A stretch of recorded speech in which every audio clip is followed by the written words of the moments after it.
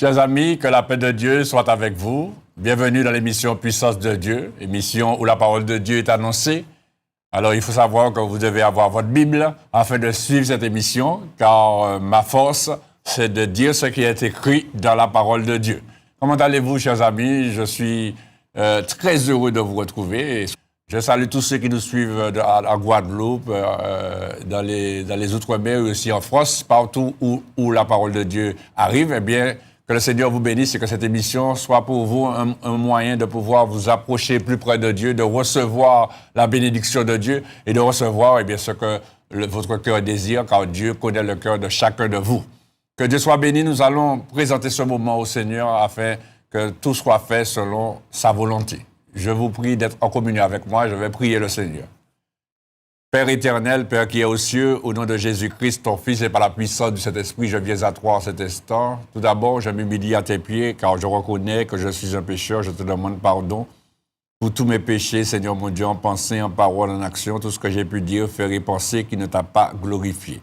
Père, je te rends grâce pour le pardon que tu m'accordes, et je te remercie pour cette émission, d'aide prendre la direction de toutes choses afin que ton nom seul soit béni et glorifié.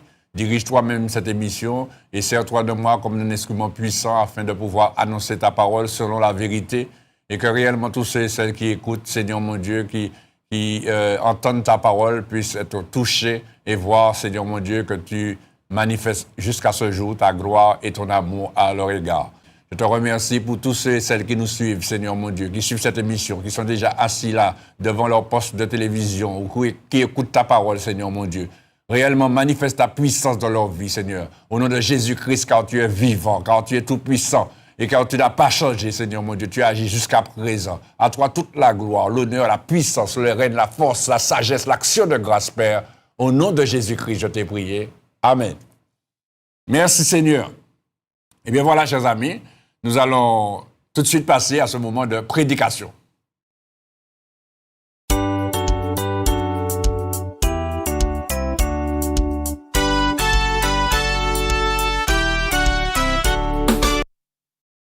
Gloire à Dieu, merci Seigneur. Nous allons ouvrir la parole de Dieu aujourd'hui dans le livre des Actes des Apôtres, le chapitre 19. Le livre des Actes des Apôtres, le chapitre 19. Nous allons faire une grande lecture parce qu'il est bon de lire la parole de Dieu. Nous allons lire à partir du verset 1er. On va lire à partir du verset 1er, puisque pour entrer bien dans le contexte de ce passage. Le livre des Actes des Apôtres, chapitre 19, verset 1er. La Bible nous dit, pendant qu'Apollos était à Corinthe, Paul, après avoir parcouru les hautes provinces de l'Asie, arriva à Éphèse. Ayant rencontré quelques disciples, il leur dit, « Avez-vous reçu le Saint-Esprit quand vous avez cru ?» Ils lui répondirent, « Nous n'avons même pas entendu dire qu'il y ait un Saint-Esprit. » Il dit, « De quel baptême avez-vous donc été baptisés ?» Et ils répondirent, « Du baptême de Jean. » Alors Paul dit, Jean a baptisé du baptême de repentance, disant au peuple de croire en celui qui venait après lui, c'est-à-dire en Jésus. Sur ces paroles, ils furent baptisés au nom du Seigneur Jésus. Lorsque Paul leur eut imposé les mains, le Saint-Esprit vint sur eux et ils parlaient en langue et prophétisaient. Ils étaient en tout environ 12 hommes. Ensuite, Paul entra dans la synagogue où il parla librement. Pendant 3 mois, il discourut sur les choses qui concernent le royaume de Dieu, s'efforçant de persuader ceux qui l'écoutaient. Mais comme quelques-uns restaient endurcis et incrédules, décriant devant la multitude la voix du Seigneur, il se retira d'eux, sépara les disciples et enseigna chaque jour dans l'école dénommée Tyrannus. Cela dura 2 ans, de sorte que tous ceux qui habitaient l'Asie, juifs et grecs, entendirent la parole du Seigneur. Et Dieu faisait des miracles extraordinaires par les mains de Paul, au point qu'on appliquait sur les malades des linges ou des mouchoirs qui avaient touché son corps. Et les maladies les quittaient, et les esprits malins sortaient. Quelques exorcistes juifs ambulants essayèrent d'invoquer sur ceux qui avaient des esprits malins le nom du Seigneur Jésus, en disant, « Je vous conjure par Jésus que Paul prêche. » Ceux qui faisaient cela étaient 7 fils de Séva, juifs, l'un des principaux sacrificateurs. L'esprit malin leur répondit, « Je connais Jésus. Je sais qui est Paul. Mais vous, qui êtes-vous? » Et l'homme dans lequel était l'esprit malin s'élança sur eux, se rendit maître de 2 d'entre eux et les maltraita de telle sorte qu'ils s'enfuirent de cette maison nus et blessés. Cela fut connu de tous les Juifs et de tous les Grecs qui demeuraient à Éphèse. Et la crainte s'empara d'eux tous, et le nom du Seigneur Jésus était glorifié. Plusieurs de ceux qui avaient cru venaient confesser et déclarer ce qu'ils avaient fait. Et un certain nombre de ceux qui avaient exercé les arts magiques, ayant apporté leurs livres, les brûlèrent devant tout le monde. Et on estima la valeur à 50 000 pièces d'argent. C'est ainsi que la parole du Seigneur croissait en puissance et en force. Après que ces choses se furent passées, Paul forma le projet d'aller à Jérusalem en traversant la Macédoine et l'Achaïe. Quand j'y serai allé, se disait-il, il faut aussi que je voie Rome. Il envoya en Macédoine 2 de ses aides, Timothée et Eras, et il resta lui-même quelque temps encore en Asie. Il survint à cette époque un grand trouble au sujet de la voie du Seigneur. Un nommé Démétrius, orfèvre, fabriquait des topes de Diane en argent et procurait à ses ouvriers un gain considérable. Il les rassembla avec ceux du même métier et dit, « Ô homme, vous savez que notre bien-être dépend de cette industrie. Et vous voyez et entendez que non seulement à Éphèse, mais dans presque toute l'Asie, ce Paul a persuadé et détourné une foule de gens en disant que les dieux faits de main d'homme ne sont pas des dieux. Le danger qui en résulte, ce n'est pas seulement que notre industrie ne tombe en discrédit, c'est encore que le temple de la grande déesse Diane ne soit tenu pour rien, et même que la majesté de celle qui est révérée dans toute l'Asie et dans le monde entier ne soit réduite au néant. » Ces paroles les ayant remplis de colère, ils se mirent à crier « Grande est la Diane des Éphésiens ». Toute la ville fut dans la confusion. Et ils se précipitèrent tous ensemble au théâtre, entraînant avec eux Gaius et Aristarque, macédoniens, compagnons de voyage de Paul.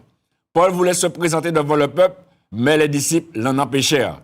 Quelques-uns des Arsiaques qui étaient ses amis envoyèrent quelques-uns vers lui pour l'engager à ne pas se rendre au théâtre. Les uns criaient d'une manière, les autres d'une autre, car le désordre régnait dans l'assemblée et la plupart ne savaient pas pourquoi ils étaient réunis.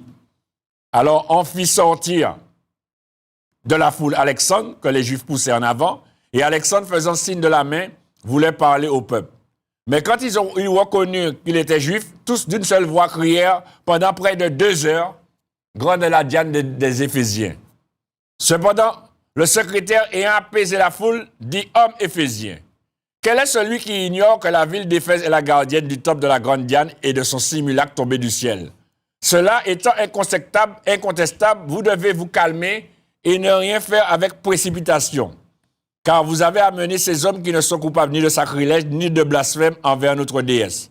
Si donc Démétrius et ses ouvriers ont à se plaindre de quelqu'un, il y a des jours d'audience et des proconsuls qu'ils s'appellent en justice les uns les autres. Et si vous en avez vu d'autres objets, ils se régleront dans une assemblée légale. Nous risquons en effet d'être accusés de sédition pour ce qui s'est passé aujourd'hui, puisqu'il n'existe aucun motif qui nous permette de justifier cet attroupement. Après ces paroles, il congédia l'assemblée. Voilà une grande lecture. Il est bon de lire la parole de Dieu. Mais vous voyez, chers amis, dans ce passage, qu'est-ce qui s'est passé? Il s'est passé qu'il y avait un orfèvre qui faisait des dieux, faits de main d'homme. Et comme l'apôtre Paul avait dit que les dieux faits de main d'homme ne sont pas des dieux, et il recevait beaucoup d'argent en faisant toutes ces représentations de la Diane, soi-disant une déesse. Qu'est-ce qu'il dit là?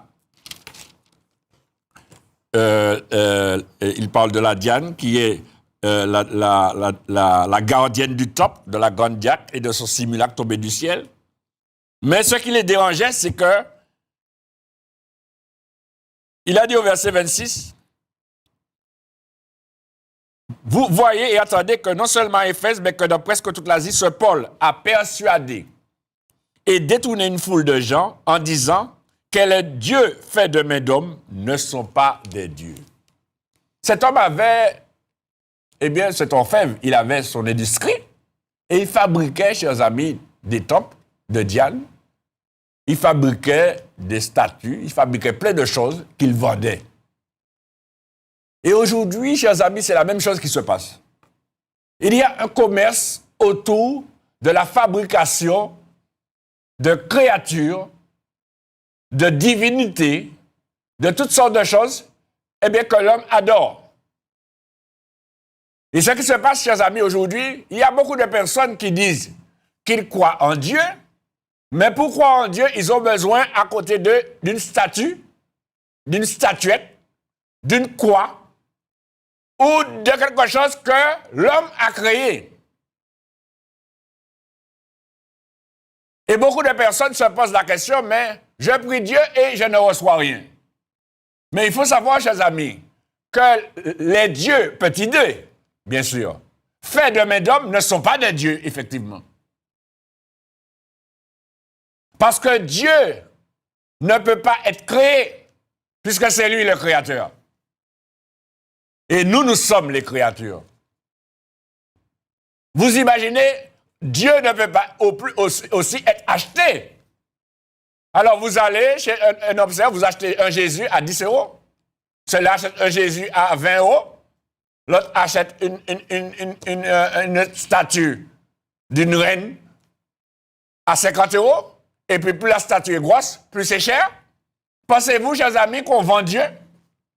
Pensez-vous qu'on peut acheter Dieu? Tout ça, c'est l'aveuglement de l'homme, qui veut toujours avoir une représentation de Dieu. Alors que Dieu interdit à l'homme d'avoir quelconque représentation. Pourquoi? Parce que la Bible nous dit, chers amis, dans l'évangile de Jean chapitre 4, le verset 24, Dieu est esprit, et il faut que ceux qui l'adorent en esprit et en vérité. On peut le lire, hein, dans l'évangile de Jean, chapitre 4, le verset 24.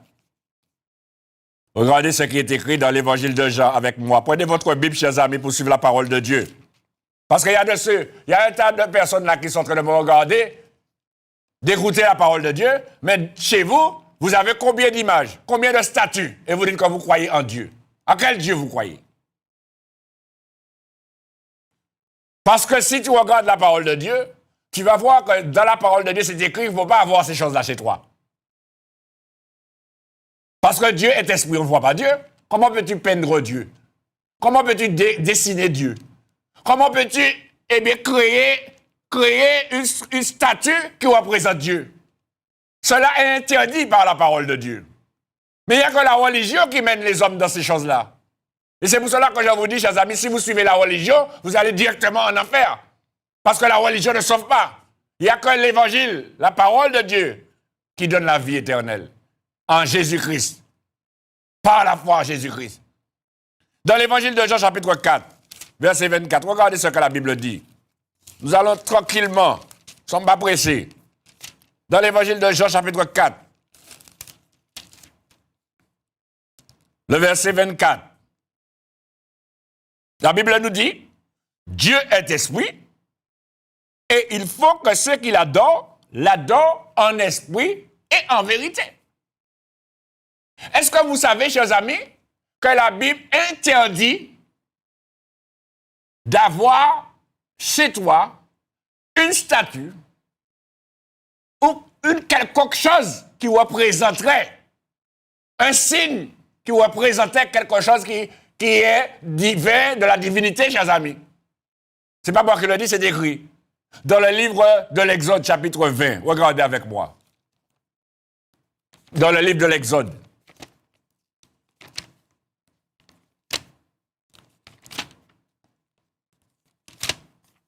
Aujourd'hui, l'homme, pour croire en Dieu, il a besoin de voir. Il a besoin de voir quelque chose pour qu'il puisse être sûr qu'il y a un Dieu qui existe. Mes amis, la Bible dit, heureux ceux qui ont cru sans avoir vu. Et c'est ce que Jésus a dit à Thomas, qui voulait voir les trous dans les mains de Jésus, qui voulait voir son côté percé. Et Jésus lui a dit, ne sois pas incrédule, mais crois. Heureux ceux qui ont cru sans avoir vu. Et celui qui cherche toujours à voir pour pouvoir croire, il n'est pas dans la foi. Il est dans l'incrédulité. Et quand tu cherches à voir, pourquoi? Quand tu cherches à avoir quelque chose pour voir, pour te prosterner devant, eh bien, tu n'es pas dans la vérité. Tu n'es pas dans la foi. Tu es dans l'incrédulité. Car on n'a pas besoin de qui que ce soit, de quoi que ce soit, pour parler à Dieu. Car Dieu est esprit. On ne voit pas Dieu. Et tu ne peux pas voir Dieu. Et la Bible nous dit, ce n'est pas d'aujourd'hui que Dieu a dit cela. Dans le livre de l'Exode, chapitre 20. Regardez avec moi. Dans le livre de l'Exode.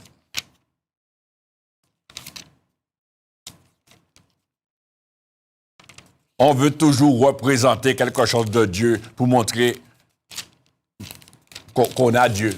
Mes amis, on n'a pas besoin de montrer qu'on a Dieu. Les autres verront qu'on a Dieu par notre manière d'être, notre manière de parler, notre manière d'agir, notre manière de nous comporter. Regardez ce qui est écrit à partir du verset 1er. Et le livre de l'Exode chapitre 20 à partir du verset 1er. Il est écrit, alors Dieu prononça toutes ces paroles en disant, je suis l'Éternel, ton Dieu, qui t'ai fait sortir du pays d'Égypte de la maison de servitude. Il dit, tu n'auras pas d'autre Dieu devant ma face. Premièrement, Dieu parle, Dieu dit, tu n'auras pas d'autre Dieu devant ma face. Et combien de dieux que tu as chez toi là? Tu as même une chambre où tu as fait un sanctuaire. Un tas de dieux, un tas de saints, soi-disant, chers amis. Tu n'auras pas d'autre Dieu devant ma face. C'est ce que Dieu dit. Et il dit, tu ne te feras point d'image taillée, ni de représentation quelconque des choses qui sont en haut dans les cieux, qui sont en bas sous la terre, qui sont dans les eaux plus bas que la terre. Tu ne te feras point d'image taillée. Et combien d'images taillées que tu as? Combien d'images taillées que tu fais? Ça, c'est l'homme qui fait cela, chers amis. L'homme qui désobéit à la parole de Dieu pour pouvoir encore crayonner, faire de l'argent sur la tête des gens. On vend Jésus. On vend toutes sortes de statuettes religieuses pour de l'argent. Pensez-vous qu'on peut vendre Dieu, chers amis? Si on peut vendre Dieu, ce n'est pas la peine que je sois là. Hein. Je n'ai pas besoin d'être là. Et je n'ai pas besoin de Dieu. Si on peut acheter Dieu. Non? Donc, si on peut acheter Dieu, ce n'est pas Dieu. Donc, vous voyez, chers amis, c'est écrit. Aujourd'hui, il y a beaucoup de ceux qui marchent avec il y a de ceux qui ont la croix. Mais mes amis, qu'est-ce que vous faites avec la croix? Mais quelle croix que vous avez là? La croix, c'est quoi? Est-ce que vous savez, chers amis, que la croix, ça a été le support où on a crucifié Jésus dessus? Et quand l'apôtre Paul dit la prédication de la croix, il ne parle pas de la croix, il parle de la prédication de l'évangile qui montre que Jésus est mort sur la croix. Voilà ce qu'il veut dire. Et quand Jésus dit dans l'évangile de Luc chapitre 9 verset 23, si quelqu'un veut me suivre qui renonce à lui-même et qui se charge chaque jour de sa croix, ce n'est pas une croix qu'il prend sous son dos. Puis il prend sa responsabilité, c'est ce que ça veut dire, chers amis. Puisque Dieu a dit qu'il ne faut pas faire de représentation. Tu as une croix dans ta voiture, qu'est-ce que tu fais avec la croix? Tu as une croix sur ton estomac, qu'est-ce que tu fais? Tu as une croix dans tes oreilles, qu'est-ce que tu fais avec cette croix? Dieu est esprit, tu n'as pas besoin de ça sur toi. Et c'est comme ça, chers amis, qu'on attire, parce que ça c'est de l'idolâtrie. C'est comme ça qu'on attire sur soi le jugement de Dieu. Parce que les idolâtres n'hériteront pas le royaume de Dieu, nous dit la parole de Dieu. Tu n'as pas besoin de quoi? Tu n'as pas besoin de statuettes. Tu n'as pas besoin de statues. Dans toute la Martinique, dans tout le monde entier, chers amis, on voit partout, il y a des croix en béton. Mais qui a fait ça? C'est Dieu? Est-ce que c'est Dieu, chers amis, qui a fait cela? Quand Jésus est venu sur la terre, Jésus vous a dit, bon, on va inaugurer une croix? Non, chers amis. Jésus a dit lui-même, dans l'évangile de Jean chapitre 4, verset 24, on l'a lu, Dieu est esprit. Vous avez appris qu'il fallait aller à la montagne pour adorer, mais maintenant, les adorateurs que Dieu recherche, ce sont ceux qui adorent Dieu en esprit et en vérité. C'est écrit, chers amis. Car Dieu est esprit et il faut que ceux qui l'adorent en esprit et en vérité. Il y a de ceux qui, quand je parle, ils disent que je suis fâché. Je ne suis pas fâché, chers amis. C'est que je suis sûr de ce que je dis. J'ai l'assurance de ce que je dis parce que c'est écrit. Mais vous savez, comme on est dans un temps où la Bible dit, les hommes ne supporteront pas la saine doctrine, mais ils auront la démangeaison d'entendre des choses agréables. Et ils s'en donneront une foule de docteurs à leurs désirs, selon leurs propres désirs. C'est ça qui se passe aujourd'hui. On n'aime pas entendre la vérité parce que la vérité dérange. La vérité gêne. Alors on commence à dire, oui, je suis en colère. Je ne suis pas en colère, chers amis. Parce que je dis ce qui est écrit. Et la Bible dit que la foi est une ferme assurance. Je venais devant vous comme, vous savez, la parole de Dieu dit, je ne sais même pas, ça me sert à faire là, je ne sais même si ça s'agrade là. Non. Mais je viens, chers amis, parce que je sais ce que je dis. Et la Bible nous dit que Jésus, quand il était sur la terre, il n'enseignait pas comme les pharisiens, mais il enseignait comme ayant autorité. Il y avait une différence. Parce que celui qui sait ce qu'il dit, il a l'assurance de ce qu'il dit. Et ma force, chers amis, se trouve dans ce qui est écrit. Et c'est écrit, tu ne te feras point d'image taillée. Et combien d'images tu as sur le mur de ta maison? Des images qui représentent Dieu, des images qui représentent Jésus, des images qui représentent la Sainte Seine, Jésus à table avec les disciples. C'est quoi ça? Dieu est esprit, tu n'as pas besoin de ces choses-là chez toi. Parce que du moment que vous faites quelque chose qui n'est pas, eh bien, biblique, eh bien, le diable se cache derrière. Et puis, il te fait croire que tu es dans une bonne voie, parce qu'il veut te mener dans le chemin de la mort. Mais quand Jésus est venu, Jésus nous a enseigné la vérité. Et Jésus nous a dit, tu adoreras Dieu en esprit, en vérité. La preuve, chers amis, quand Satan est venu et tenté Jésus, regardez avec moi dans l'évangile de Matthieu, chapitre 4. Dans l'évangile de Matthieu, chapitre 4. Quand Satan est venu tenter Jésus, regardez ce qu'il a dit à Jésus. Et regardez aussi, écoutez ce que Jésus a répondu. Dans l'évangile de Matthieu, chapitre 4, on va lire le verset 8. La Bible nous dit, le diable transporta Jésus encore sur une montagne très élevée, lui montra tous les royaumes du monde et leur gloire, et lui dit, je te donnerai toutes ces choses si tu te prosternes et m'adores. Jésus lui dit, retire-toi Satan, car il est écrit, tu adoreras le Seigneur ton Dieu et tu le serviras lui seul.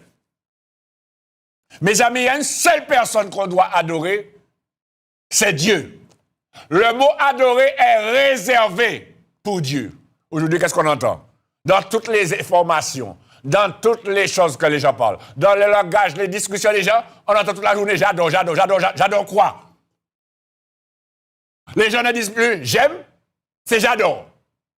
Est-ce que vous savez, chers amis, que vous n'avez pas le droit de dire ça? Parce qu'une seule personne qu'on doit adorer, c'est Dieu. Ce mot-là est réservé à Dieu. Alors comment peux-tu dire que tu aimes Dieu alors que tu adores quelqu'un d'autre, que tu adores autre chose? Dieu est un Dieu jaloux. Et tu veux voir la gloire de Dieu dans ta vie? Mais tu adores ceci, tu adores ta femme, tu adores tes enfants, tu adores ta voiture, tu adores les missions, tu adores ceci, tu adores. Arrête d'adorer. Adore Dieu seul. Même Satan, Dieu lui a dit, et Jésus-Christ lui a répondu. Parce que Satan voulait, vous savez, Satan cherche à ce qu'on l'adore. Il a envie qu'on l'adore. Il a envie qu'on se prosterne. Et c'est ce qu'il aime. C'est pour cela qu'il pousse les hommes à se prosterner devant des statues, devant toutes sortes de statuettes, à chercher à toujours avoir quelque chose que l'homme a créé, qu'il a acheté. La croix que tu portes sur l'estomac, combien tu l'as acheté? Monsieur et madame, toi qui me regardes. C'est pas du ciel que c'est tombé, hein? C'est pas tombé du ciel, hein? La petite statuette que tu as là, combien tu l'as acheté? Alors penses-tu qu'on peut acheter les choses de Dieu? Alors on monte au royaume de cieux pour faire omission et pour bien descendre. Non, chers amis, ça c'est un aveuglement pour te faire croire que tu es dans quelque chose alors que tu n'es dans rien. Tu n'es dans rien. Et il y a beaucoup aussi d'enfants de Dieu qui le font par manque de connaissance. On met des croix partout. Pourquoi faire, chers amis? Dieu est esprit, on n'a pas besoin de mettre de croix. Pourquoi faire? Ça, c'est une représentation. Dieu n'approuve pas ces choses. Pas de représentation. Car Dieu est esprit. Il faut adorer que Dieu seul. Quand on prononce ce mot adorer, c'est à Dieu seulement. Si tu prononces ce mot adorer pour autre chose, tu es en contradiction avec la parole de Dieu. Parce que quand Satan a dit à Jésus, si tu te prosternes et m'adores, Jésus lui a répondu, écoute-moi bien, Satan. Une seule personne qu'on doit adorer, c'est Dieu. C'est ce qu'il a dit. Il a dit, Jésus lui a répondu, car Jésus dit, retire-toi Satan, car il est écrit, verset 10, tu adoreras le Seigneur ton Dieu et tu le serviras, qui est-ce? Lui seul. Lui seul. C'est Dieu seul que tu dois adorer, madame. C'est Dieu seul que tu dois adorer, monsieur. C'est Dieu seul que tu dois adorer, jeune homme, jeune fille. Toi qui m'écoutes, c'est Dieu seul. Les autres choses, tu peux aimer. J'aime le football, j'aime la voiture, j'aime manger telle et telle chose, sandwich, j'aime boire de l'eau de coco, etc. Oui, tu peux aimer. Mais aujourd'hui, chers amis, on a oublié le mot aimer et puis rien qu'à adorer qu'on entend. À la télé, à la radio, toutes les fois où les gens parlent, les gens disent ils adorent. Mais tout ça, c'est l'œuvre de Satan, chers amis. Parce que Satan a envie qu'on l'adore. Et il avait même envie que Jésus l'adore. Mais il croyait que Jésus allait tomber dans son piège. Mais Jésus n'est pas tombé dans son piège. Parce que Jésus connaît la parole de Dieu. Parce que chaque fois que Satan venait pour lui citer la parole de Dieu, Jésus lui répondait, il est aussi écrit. Et c'est là, chers amis, notre force. C'est là que ta force doit être. Si tu ne connais pas la parole de Dieu, Satan va te couillonner. Et c'est ce qu'il est en train de faire. Quand tu es en train de dire j'adore, t'as déjà adoré toute la journée, j'adore. Arrête de dire j'adorais.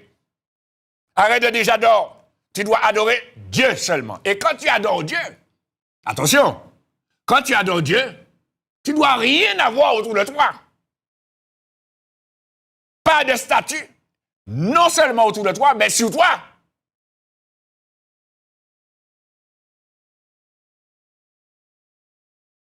Parce que, chers amis, tu n'as pas à faire de représentation et te prosterner devant. Cela est écrit, chers amis. Souvenez-vous, chers amis, qu'est-ce qui s'est passé? Regardez comment Dieu n'a pas approuvé. Quand le peuple d'Israël s'est trouvé a été délivré du pays d'Égypte, ils se sont retrouvés dans le désert, eh bien, Moïse est monté à la montagne. Et pendant que Moïse recevait les 10 commandements écrits du doigt de Dieu, eh bien, le peuple, qu'est-ce qu'ils ont décidé? Ils ont dit à Aaron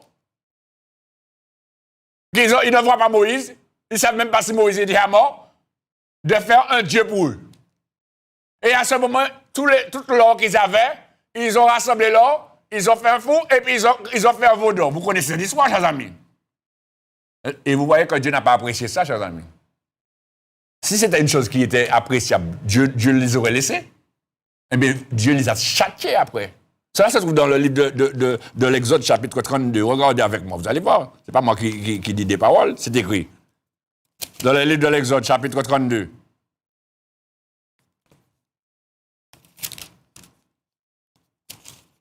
Le livre de l'Exode, le chapitre 32.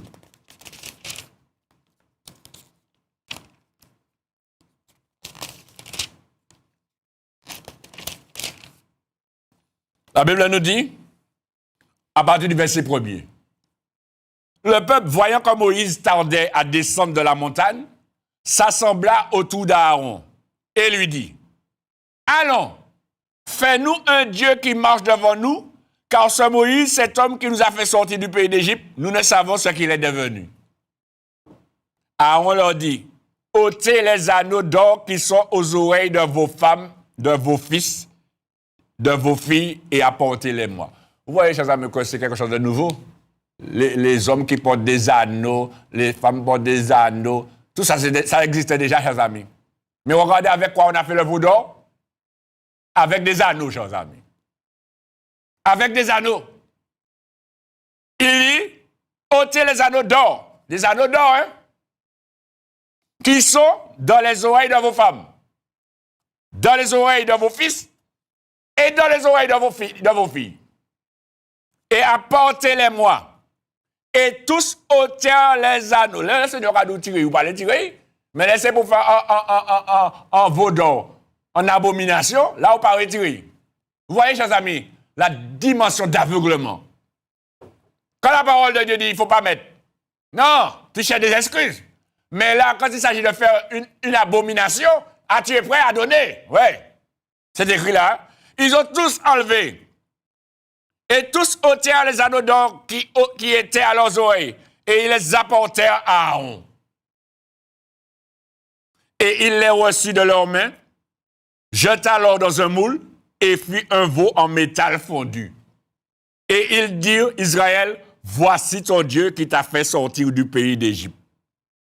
Lorsque Aaron vit cela, il bâtit un autel devant lui et il s'écria, demain il y aura fête en l'honneur de l'Éternel. Mes amis, quand Dieu a vu ça, Dieu, regardez ce que Dieu a dit. On va continuer. Il dit, le lendemain, ils se levèrent de bon matin et ils offrirent des holocaustes et des sacrifices d'action de grâce. Le peuple s'assit pour manger, pour boire, puis ils se levèrent pour se divertir. L'Éternel dit à Moïse, écoutez bien ce que l'Éternel dit à Moïse. Va, descends, car ton peuple que tu as fait sortir du pays d'Égypte s'est corrompu. Vous voyez, chers amis? Il s'est corrompu. Ils se sont promptement écartés de la voie que je leur avais prescrite. Ils se sont fait un veau en métal fondu. Et ils se sont prosternés devant lui. Et ils lui ont offert des sacrifices. Et ils ont dit, Israël, voici ton Dieu qui t'a fait sortir du pays d'Égypte. L'Éternel dit à Moïse, je vois que ce peuple est un peuple au cou raide. Maintenant, laisse-moi. Ma colère va s'enflammer contre eux et je les consumerai, mais je ferai de toi une grande nation. Vous voyez comment Dieu parle, chers amis? Dieu ne rigole pas, chers amis, sur ces choses-là. Faire des idoles, tu attires sur toi le châtiment, le jugement de Dieu. Tu adoreras le Seigneur, ton Dieu, et tu le serviras lui seul. C'est lui seul qu'il faut adorer, madame. C'est lui seul. Jésus lui-même a dit dans l'évangile de Jean, chapitre 14, verset 6, personne ne peut arriver au Père que par moi. Jésus est le seul chemin qui mène au Père. C'est lui le seul médiateur entre Dieu et les hommes, puisque c'est lui qui a porté sur la croix nos péchés. La croix, c'était l'instrument de crucifixion de Jésus. Mais tu n'as pas à porter de croix. Tu n'as pas à mettre de croix sous ton estomac. Tu n'as pas à porter des croix dans tes oreilles. Tu n'as pas à mettre de chaînes avec croix. Tu n'as pas besoin de ces choses-là. La croix de Jésus, ce n'est pas une croix que tu dois avoir, c'est ce souvenir que Jésus-Christ est mort pour toi sous la croix. Mais Jésus n'est plus sous la croix. Il n'est plus question de croix parce que Jésus est ressuscité. Sans quoi Jésus aurait besoin tout le temps de marcher avec une croix sous son dos. Mais Jésus est descendu, est sorti de la croix, il n'est plus sous la croix. La croix, c'était un instrument. C'est pourquoi aujourd'hui, toi qui m'écoutes, si tu veux voir la gloire de Dieu dans ta vie, il faut faire un nettoyage. Ah oui. Tu as un nettoyage à faire, hein? Tu as un nettoyage. Aujourd'hui, il y a un tas de sanctuaires partout dans le monde, un tas de sanctuaires avec un tas de statues, des bougies allumées. Chers amis, Dieu n'approuve pas ces choses. Je suis désolé de vous dire, ça c'est écrit. Tout ça c'est du commerce. C'est l'homme qui a créé. Et au lieu d'adorer Dieu, on adore la créature. On adore ce que l'homme a créé. Et c'est pour cela que cela attire sur l'homme, sur l'humanité, le jugement de Dieu. Regardez ce qui est écrit dans l'Épître de Paul aux Romains, le chapitre 1er. Épître de l'apôtre Paul aux Romains, chapitre 1er, verset 18. Épître de l'apôtre Paul aux Romains, le chapitre 1er, le verset 18. Regardez ce qui est écrit. La colère de Dieu se révèle du ciel contre toute impiété et toute injustice des hommes qui retiennent injustement la vérité captive. Car ce qu'on peut connaître de Dieu est manifeste pour eux. Dieu le leur ayant fait connaître. En effet, les perfections invisibles de Dieu, sa puissance éternelle et sa divinité se voient comme à l'œil nu depuis la création du monde quand on les considère dans ses ouvrages. Ils sont donc inexcusables, car ayant connu Dieu, ils ne l'ont point glorifié comme Dieu et ne lui ont point rendu grâce, mais ils se sont égarés dans leurs pensées et leur cœur sans intelligence a été plongé dans les ténèbres. Se vantant d'être sages, ils sont devenus fous et ils ont changé la gloire du Dieu incorruptible, écoutez bien ce qu'il dit, en image représentant l'homme corruptible, des oiseaux, des quadrupèdes et des reptiles. C'est pourquoi Dieu les a livrés à l'impureté, selon les convoitises de leur cœur. Ainsi, ils déshonorent eux-mêmes leur propre corps. Eux qui ont changé la vérité de Dieu en mensonge et qui ont adoré et servi la créature au lieu du Créateur qui est béni éternellement. Amen. Et puis la suite, vous allez la lire puisque vous voyez ce qui se passe aujourd'hui. Car là, ils ont changé l'usage, etc., etc. C'est pas ce sujet-là. C'est pas sur ce sujet-là aujourd'hui. Mais, chers amis, ils ont adoré, la Bible dit, ils ont adoré et servi la créature au lieu du Créateur. Et c'est ce qui se passe. Au lieu de servir le Créateur, on sert la créature. On se prosterne devant des idoles. On se prosterne devant des statues. On a une statuette sous son estomac. On a un talisman. On a des concepts. On a un tas de choses, chers amis. De protection, des graines de ceci, des graines de cela. Mes amis, tu n'as pas besoin de ça quand tu crois en Dieu. Quand tu crois en Dieu, tu es protégé contre toutes les puissances sataniques et diaboliques. Et c'est le diable qui te fait croire en ces choses pour pouvoir te tenir captif. Et en pensant que tu es protégé, eh bien c'est à ce moment-là qu'il te persécute et qu'il te tourmente. Mais aujourd'hui, il faut que tu fasses un nettoyage, monsieur, madame. Il faut enlever toutes ces choses-là. Les faire à cheval. Je me souviens, on disait dans le temps, eh bien, le roi moun vini caillou, et puis ou parler moun ou les moun parti ou quoi mettre en bas les têtes en bas de la porte là pour moun appeler sa partie. Tout ça c'est des superstitions, chers amis. Là où vous parlez moun arrêté, vous moun parti parce que des moun qui vini caillou, moun parler parti pièce c'est là il est arrêté, là il est passé temps ou nous a fait pour faire, moun parler parti. Alors pour aller de la porte là pour mettre en bas les têtes en bas. C'est ça qu'on dit. C'est ça que je dis, mais jamais, vous mettez les têtes en bas ou les têtes en l'air, ça n'a pas fait aïe, c'est superstition, chers amis. Mettez fer à cheval pour protéger la maison, bien ciseaux en l'enlèvement, un tas de choses, chers amis. Tout ça, ça sert à rien, chers amis. Il faut faire un nettoyage chez toi. Dieu est esprit. Il faut que tu l'adores en esprit et en vérité. Et quand tu t'adresses à Dieu, c'est au nom de Jésus-Christ. Parce qu'on ne peut pas arriver à Dieu comme ça. Il faut passer par Jésus. C'est pourquoi, chers amis, il faut arrêter avec l'idolâtrie. Il faut arrêter. Il faut arrêter de te prosterner. Regardez ce que le psaume 115 dit. Regardez avec moi le psaume 115. Et certainement, vous connaissez ce psaume, vous l'avez déjà entendu, mais vous n'avez pas réalisé. La Bible nous dit là, le psaume 115, à partir du verset 1er, « Non pas à nous, Éternel, non pas à nous, mais à ton nom donne gloire à cause de ta bonté, à cause de ta fidélité. Pourquoi les nations diraient-elles où donc est leur Dieu? Notre Dieu est au ciel, il fait tout ce qu'il veut. » Et qu'est-ce qu'il dit au verset 4? Leurs idoles sont de l'argent et de l'or. Elles sont l'ouvrage de la main des hommes. Personne ne peut dire le contraire, chers amis. La croix que vous voyez dans les quartiers, qui est-ce qui a fait ça? N'est-ce pas un homme? Ce que tu portes sur l'estomac là, qui est-ce qui a fait ça? Eh bien non, mais moi je fais, hein.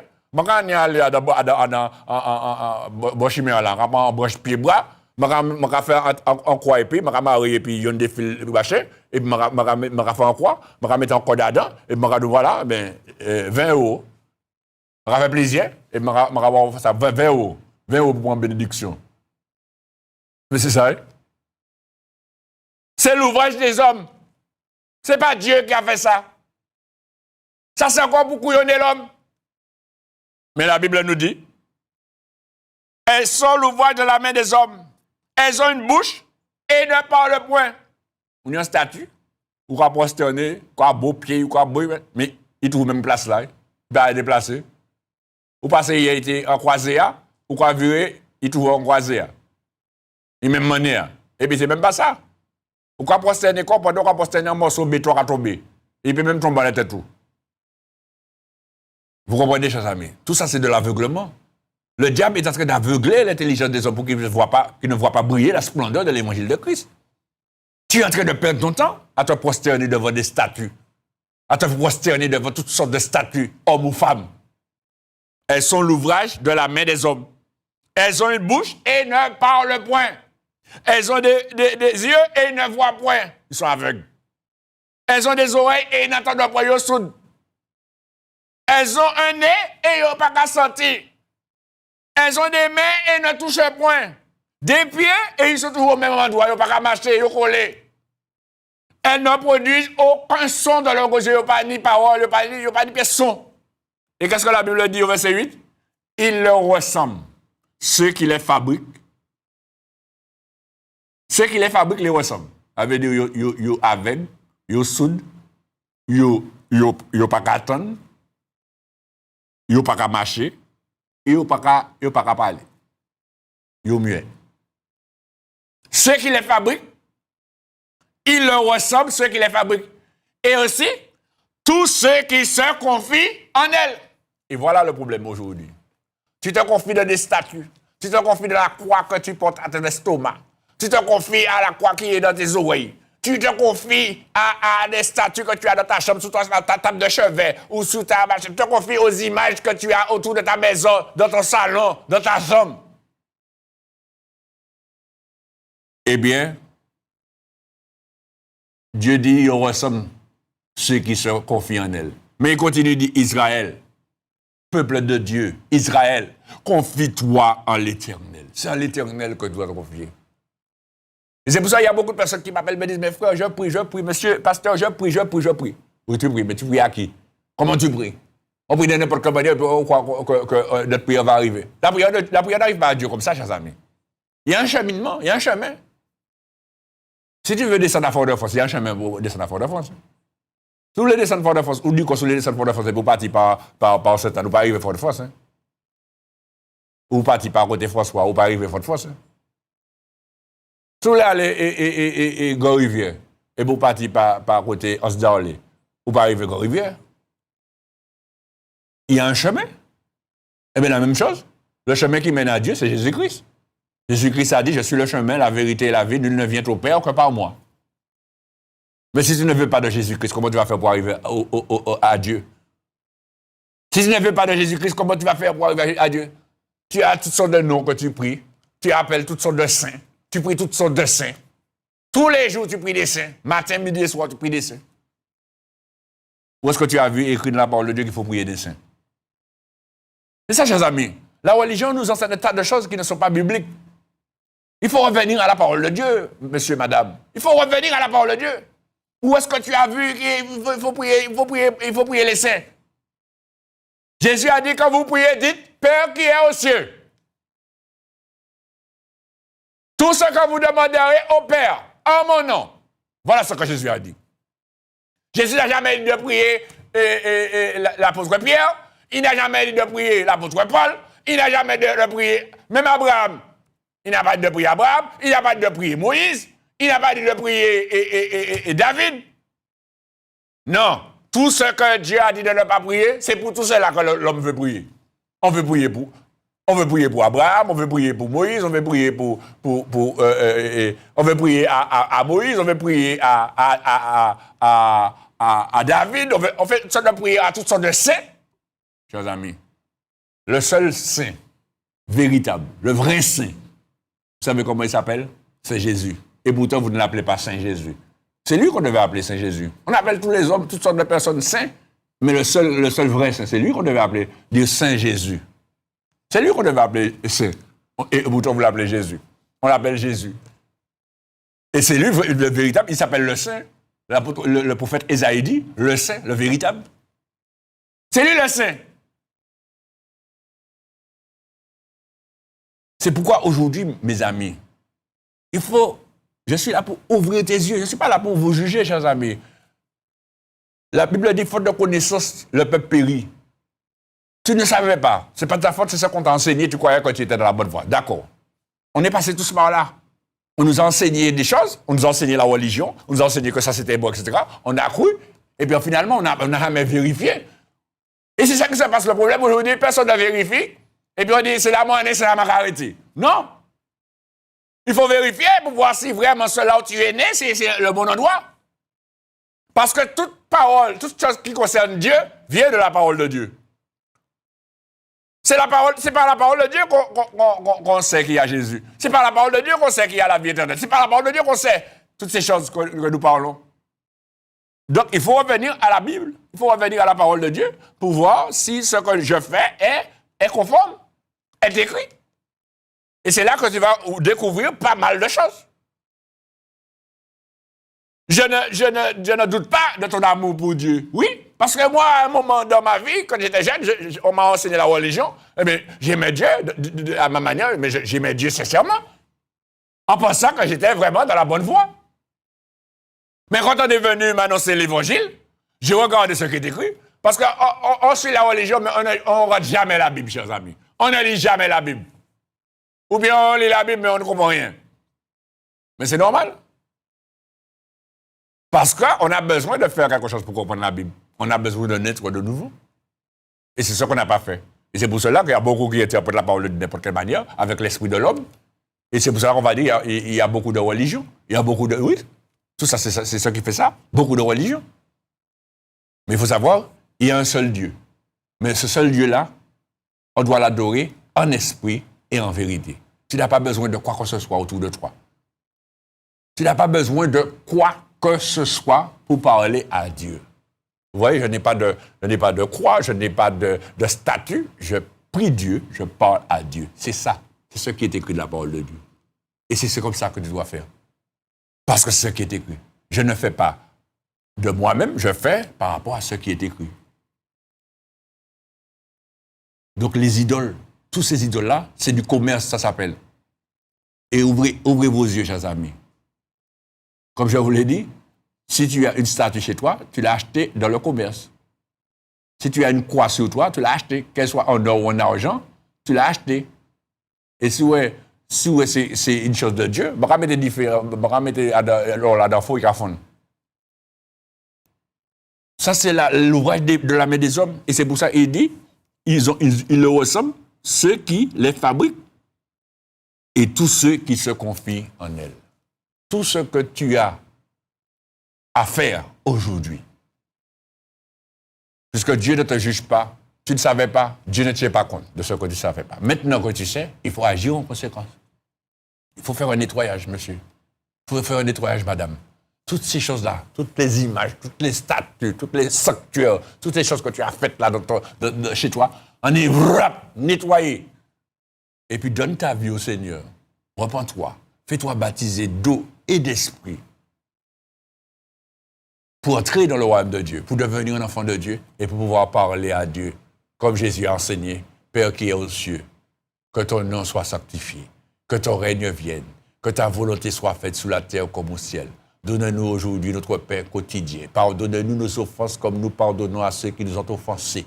Et ne nous soumets pas à la tentation, mais délivre-nous du mal, car c'est à toi qu'appartiennent dans tous les siècles le règne, la puissance et la gloire. Et comme on ne peut pas s'adresser à Dieu, parce que c'était Jésus qui enseignait la prière, mais qu'on ne peut pas arriver à Dieu comme ça, il faut passer par Jésus, il faut toujours dire au nom de Jésus-Christ, je t'ai prié. Parce que c'est Jésus qui nous donne d'arriver au Père. Vous comprenez? Et c'est pour cela qu'aujourd'hui, il faut faire ce nettoyage chez toi. Ne t'adresse plus à ces choses-là. mais adresse-toi à Dieu qui est aux cieux. Pour le moment, il n'est pas encore ton père, eh bien, fais en sorte qu'il devienne ton père en naissant dans sa maison, en devenant son enfant. Et à ce moment, tu pourras l'appeler père. Que Dieu vous bénisse. Et sachez que Dieu vous aime. Amen.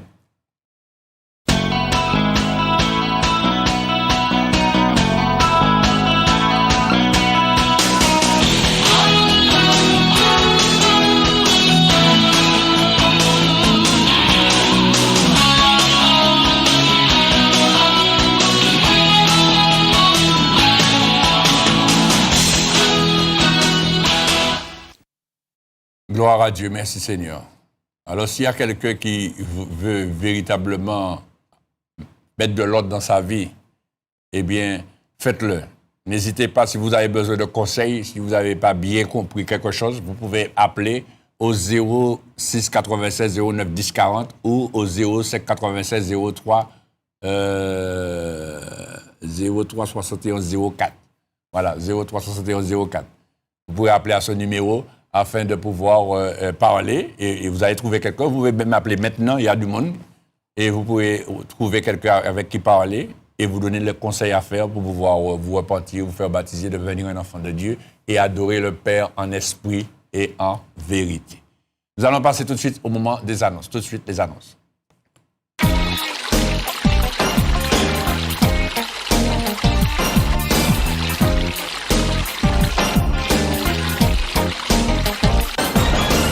L'association El Rafa, Dieu qui te guérit, mission évangélique, se situe à la ZAC de Rivière-Roche, bâtiment D5, 97 200 Fort-de-France. Les réunions se tiennent le mardi 18h30, le jeudi 18h30 et le dimanche 10h. Pour tout renseignement, appelez au 06 96 09 10 40.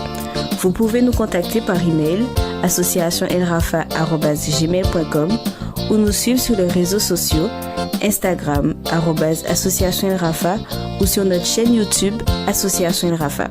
Nous serons très heureux de vous accueillir au nom de Jésus-Christ. À bientôt. Retrouvez votre émission Puissance de Dieu tous les vendredis de 17h à 18h avec l'évangéliste Raphaël Loveski sur KMT Télévision. Soyez donc tous présents à ce rendez-vous afin de recevoir la bénédiction de Dieu. Puissance de Dieu, Dieu agit jusqu'à présent. Épître de l'apôtre Paul aux Romains, chapitre 1er, verset 16. Pour tout renseignement, téléphonez au 0596 03 71 04 ou au 0696 09 10 40. Puissance de Dieu, l'évangile qui est prêché. L'association El Rafa vous présente Télévie, un de ses volets pour que l'évangile soit prêché à la télévision. Vous approuvez cela? Alors aidez-nous. Engagez-vous financièrement en faisant un don chaque mois. Faites-nous parvenir vos dons, soit par chèque à l'ordre d'El Rafa à l'adresse suivante, Association El Rafa, ZAC de Rivière-Roche, bâtiment D5, 97 200 Fort-de-France, ou sur place à la même adresse. Et n'oubliez pas de préciser en écrivant sur votre enveloppe Télévie. Nous vous remercions d'avance et que Dieu vous bénisse pour votre amour pour l'œuvre de Dieu.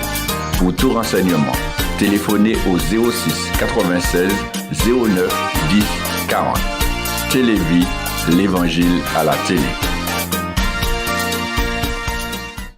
Tu as besoin de prière, tu as besoin de conseils, tu es dans la détresse, tu es malade, tu veux entendre l'évangile, tu veux te repentir et te faire baptiser.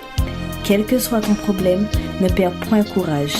L'association El Rafa te présente une ligne de vie, une permanence téléphonique à ton écoute, répondant au 0596 03 71 04. Ligne de vie, l'évangile en ligne, ligne de vie, la vie au bout du fil.